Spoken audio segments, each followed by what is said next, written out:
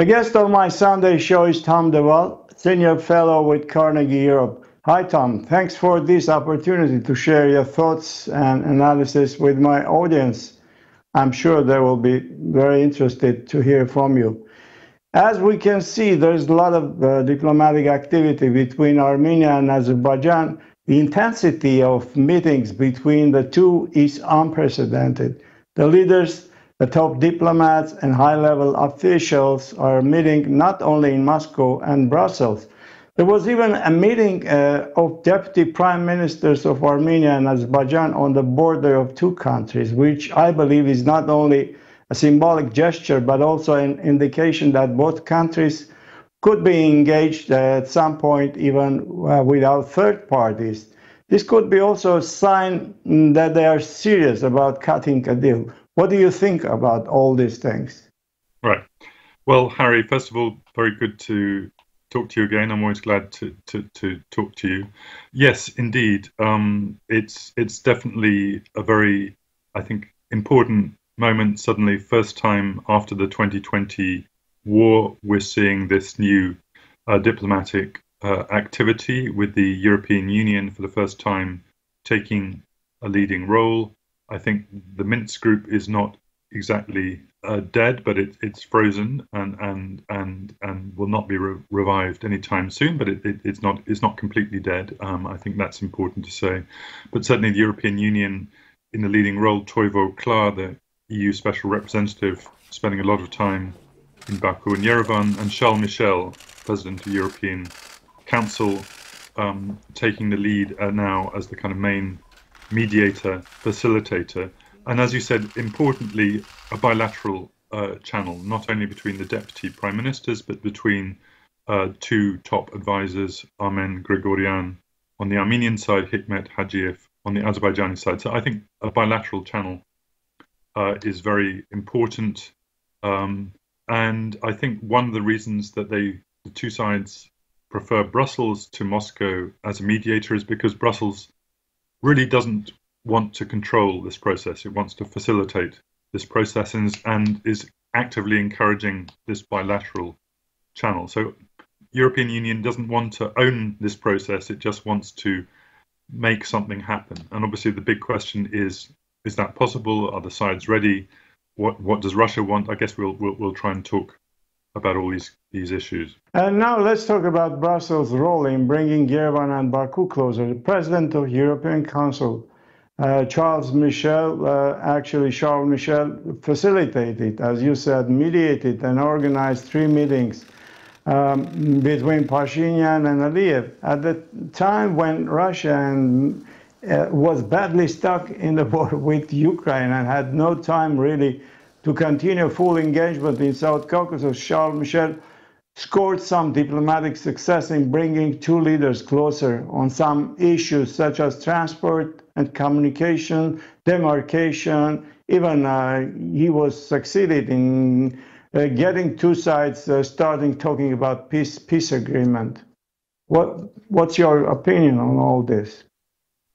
Well, I think we should break this down into the three issues which are difficult, and all of them are ones in which Moscow is also involved. First of all, demarcation, delimitation of the border, and there is now a border commission starting to meet, which I guess is positive. But there's obviously a lot of detail. There'll be a lot of arguments over maps, issue of the enclaves, mainly Azerbaijani enclaves inside Armenia, a lot of issues to resolve, but that process has begun.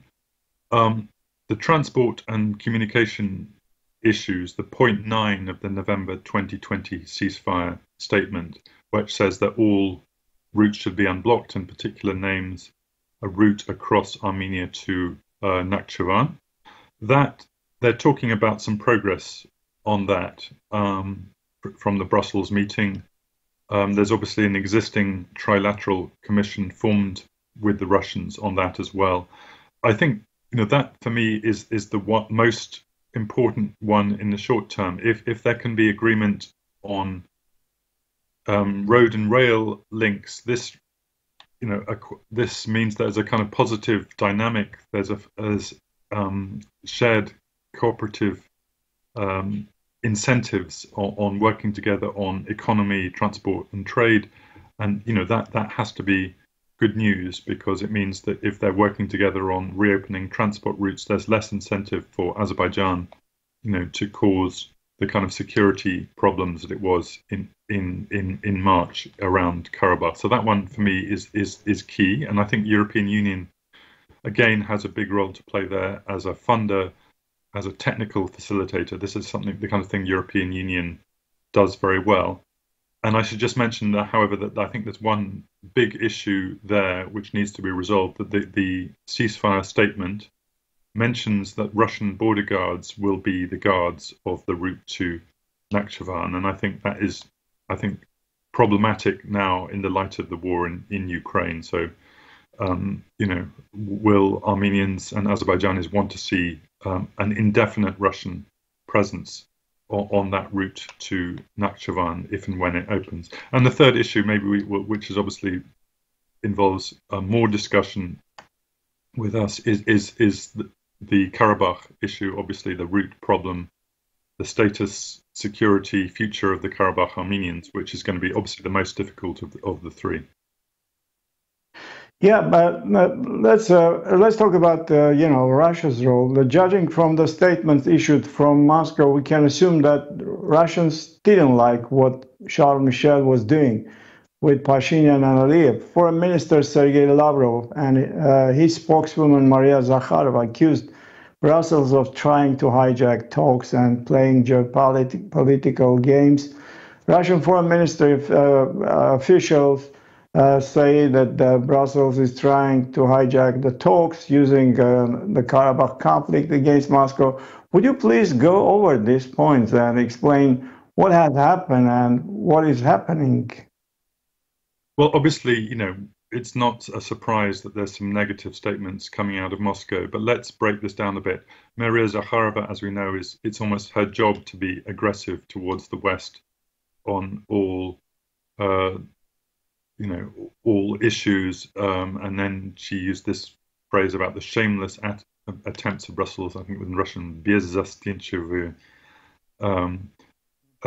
пытки Брюсселя. But then Lavrov himself is more moderate in his language, and I'm also told in Brussels that Charles Michel and Putin, in their last conversation, they talked half about Ukraine and the other half about Karabakh. So clearly, at the top level, I think there is a silent understanding that on a lot of these issues, not on all of them, Brussels and Moscow have a shared agenda, which is to kind of help normalize relations.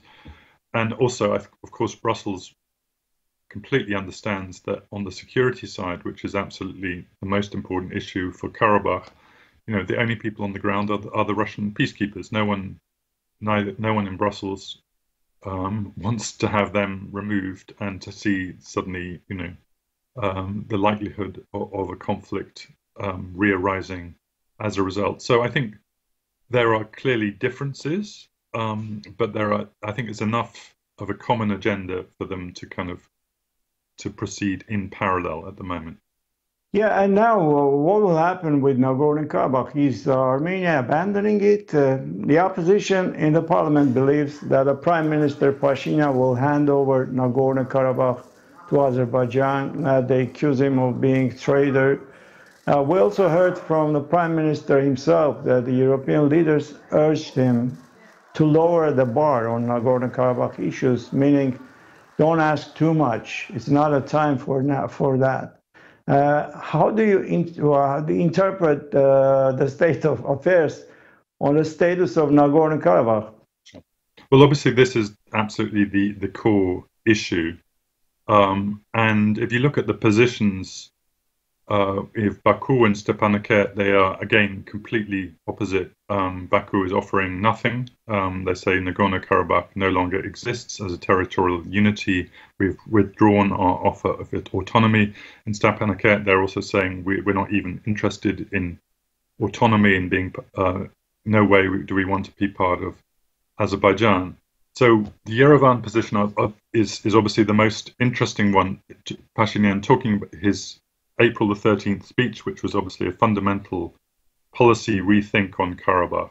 I think reflecting the defeat in the 2020 war, that Yerevan no longer really has the control it did over the situation in Karabakh. You know, they've lost the surrounding territories, the occupied territories around Karabakh. They no longer have Armenian military. Armenian officials can't even visit there properly. I mean, one or two occasionally. So suddenly, Yerevan is, losing the control it once had. So the question is, so I think rephrasing the debate about the rights and guarantees and securities of the people there so that they can stay there, I think is the key phrase. And I noticed that Pashinyan used that, and Charles Michel has started to use that phrase as well. Vauclin has used it. So I guess the issue is whether there can be some kind of, I got into a lot of trouble. I wrote a long article, but several Armenian commentators, attacked me when I said that in terms of economy and energy, Karabakh's future, lies within Azerbaijan. Now, that was a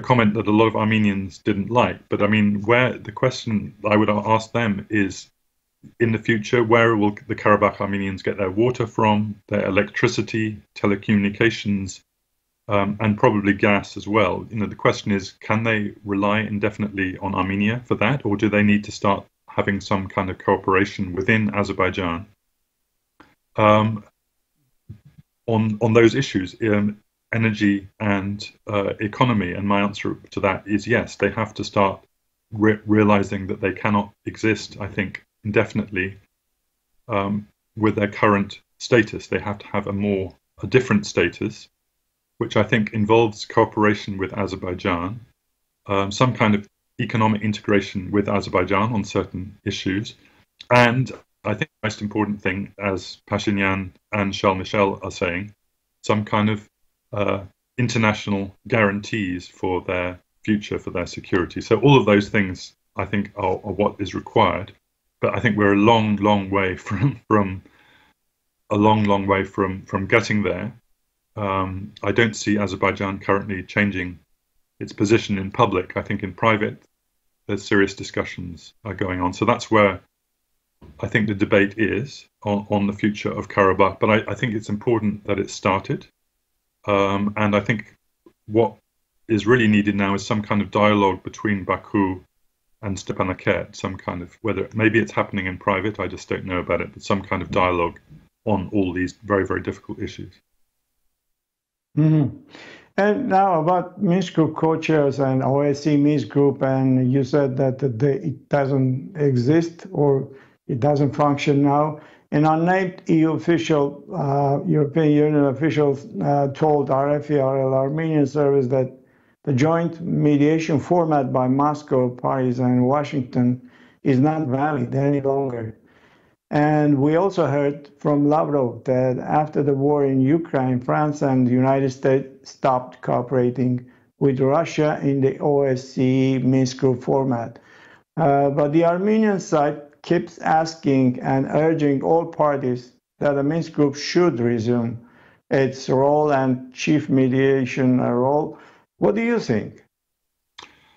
I don't think the Minsk Group co-chair mechanism is viable at the moment or functioning. Obviously, as the reason that you just mentioned, Harry, that Russia, there's no way Russia, France, and the United States can work together. France and the United States are still coordinating, but also because Azerbaijan has basically rejected this format. But I think it's important. So I think it's kind of on ice, and I don't think it can play a role at the moment. I think it's important not to abolish the format. For one thing, it's the only way that keeps the Americans in, which is important. And also there's a whole legacy of documents. I'm thinking particularly of the G8 documents signed in L'Aquila, Muskoka, Deauville about the conflict, signed by the presidents of the three countries, France, the United States, and Russia, which I think set out a framework for the kind of resolution of the Karabakh conflict. They state the three OSCE Helsinki principles of territorial integrity, self-determination, non-use of force. So I think that's very important, that is not forgotten.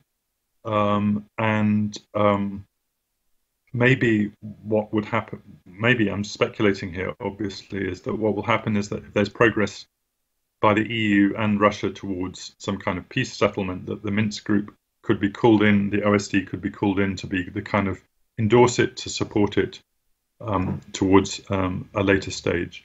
But certainly, nothing at the moment, and all the activity is mainly in Brussels and a little bit in Moscow. In an interview, the EU official also that's quite interesting comment he made also on the role of Russia within the context of war in Ukraine. The official said Armenia and Azerbaijan are scared that what happened in Ukraine could also happen to them. And therefore, Armenian and Azeri leaders are eagerly getting closer to Brussels. And Moscow is getting more and more isolated as the Western countries tighten sanctions. And can we assume that Russia is losing influence in the South Caucasus after its aggression against Ukraine? And if so, what will happen, for example, with peacekeepers in Nagorno-Karabakh? Yeah, these are all good questions, which I don't think anyone has answers to, even in Moscow. Clearly, Russia is distracted. Russia is weaker at the moment. Russia doesn't have the bandwidth, as the Americans like to say, for Caucasus, because it's so preoccupied with its war in Ukraine. So, but Russia is also not going anywhere. It has this very important alliance with Armenia. I think the point here is that the two sides look to Brussels as an honest broker, a broker who does not have such a big agenda in the Caucasus. That's one, and as a more kind of international organization, that's two. But of course, this gets us back to the big issue, which is the big issue all the way back over Karabakh, which is the security issue. Who will protect the security of the Karabakh Armenians so that that they can stay in their homes? This is, I guess, been the kind of one of the core issues all the way back since 1988, and I even say back in the 1920s. So and at the moment, that's Russia. Russia is the security guarantor on the ground. So I guess the question then becomes, 2025, 5-year deadline expires on the Russian peacekeeping mission. Does it get extended? Does Baku agree for it to be extended? Does the Russian peacekeeping mission just go home? But there's a danger of new conflict if that happens in 2025. Or is there some kind of is that mission replaced by some kind of international security guarantees? And I guess that's why for me, it's important that the EU is now involved, because I think I see the EU as a kind of gateway to the idea of looking at some kind of international security guarantees in 2025. Will Azerbaijan agree to that? Will Moscow agree to that? I couldn't say, but I think that's where the talking and the thinking needs to be happening. I guess there's one argument of why EU was so keen to see this region stable and no war resumption hostilities, and that is they view Baku as energy alternative to Russia. All these sanctions will happen after Russia is sanctioned, and the Russians can't sell their oil and gas to Europe. Maybe Europe wants to see Azerbaijan as a reliable partner and as a country that can supply them with some sort of to fill the gap at to some extent of what Russia was providing before. Maybe that's when you say that Brussels has no interest. The Armenians will argue that there is an interest there, and also I believe that this is pretty sound reasoning. What do you think? Or maybe I'm wrong. Yeah, I mean, Brussels doesn't have a sort of, I don't know, the sort of colonial type interest that Moscow does. Obviously, Brussels, the EU has an interest, and as you've rightly mentioned, Azerbaijan is now seen as Europe is desperate for alternatives to Russian gas, and Azerbaijan is a gas supplier, not such big quantities, but also a gas transit route potentially from Central Asia. So clearly, the war in Ukraine has strengthened the case for the kind of the so-called middle corridor between Central Asia and Europe across Caspian and South Caucasus via Azerbaijan. So that strengthens Azerbaijan's strategic importance. So yeah, this and I guess in back they're thinking about this. We are now more important. On the one hand, they want our gas. On the other hand, they're urging us to make a peace deal with Armenia. And so, as I wrote in my article for Foreign Affairs, somehow the current situation raises the possibility of peace, but also possibility of war. I think both. The status quo is less likely at the moment, and there's a possibility of peace through the EU, and there's also a possibility that Azerbaijan, could be more aggressive, the kind of actions that we saw them taking in March. So both are possible, and I think that's an argument, to take the EU seriously, to kind of give more support to the talks. I think the Armenian opposition should ask themselves this question, do they want to support this new effort by the EU, or do they want to continue the status quo? I would argue the status quo is more dangerous for them and for the Karabakh Armenians. Yeah. And also, I think for EU, it's a time of lessons learned. What happened in Ukraine? If you are, you are not following what's happening in your neighborhood, you are passive. It can happen also in South Caucasus, as this EU official said. Yerevan and Baku are scared. What happened in Ukraine can happen to them as well. So this lesson learned factor could be also important behind EU's activity here. What do you think? Is that? Yeah, no, I think I would agree with what you said. I think it's an argument for the EU to be proactive. To think ahead, look at the possibility, of they want to avoid. EU, I think, wants to build a stronger relationship with Armenia because of Armenia government has this democratic perspective, and EU always wants to support a kind of democracy in the neighborhood, and EU also wants to build this relationship with Azerbaijan over energy. So I think, I think you're absolutely right, and my only hope is that the two sides, show enough interest in this new process to keep the EU involved. Because if they start being much more negative, EU has other things to do. The EU will say, okay, we tried, we've put our energies somewhere else. Charles Michel, has many things to do apart from Armenia and Azerbaijan. Sure. And Tom, question about Turkey's role. What about Turkey's role as an official mediator between between Yerevan and Baku?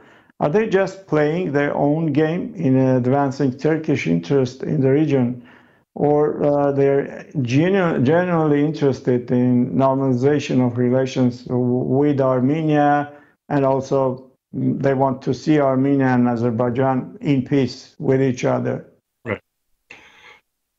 That's a great question, Harry. I mean, last month, actually in April, I was in Ankara. I was also in Yerevan in April. I was in Baku, by the way, in February. So I've had a chance to talk to people in all of those three capitals. I think there's a slightly kind of double policy in Turkey. There's a kind of traditional Turkish foreign policy which wants to see normalization with Armenia, wants to have a political role in the Caucasus, wants to restrain Azerbaijan from being too aggressive, because I think they think that Turkish interests are advanced by a better relationship with Armenia. So I think there's that traditional, and also looks at the whole transport and communication issues. That if we can build the new corridors and transport links through Armenia to Iran to Caspian Sea, that's all positive. So I think there's that Turkish foreign policy perspective that you hear in the foreign ministry. But I also see that Turkey is very much a top-down, vertical decision-making country. President Erdogan is making all the final decisions, and I think he sees things in a much more transactional way. He looks at his personal relationship with Ilham Aliyev, which I think is strong. He's kind of trying to play chess with the West. So I think he's looking also, of course, everything comes down to the elections next year. Can he win them? What's good for him? Does he need the MHP on side, etc.? He's looking at all those different questions. So I think you're getting a kind of slightly mixed message from Turkey. That on the one hand, they want peace and cooperation. On the one hand, Erdogan has all these much more short-term political goals, which means that he's maybe is not so interested at the moment in peace and cooperation. He will sound more nationalistic, right? Yeah. Tom, what did you hear from Baku talking to Azeris in the street? Did you have a chance to chat? Yeah, no, I mean, I was about a week in Baku in end of February, just as the war was beginning in Ukraine, so it was a strange time to be there. But you hear one message from the government officials, which is quite a hard, tough message, which is basically, we won the war in 2020. Armenians have to accept, what we want, more or less, with a few nuances, of course.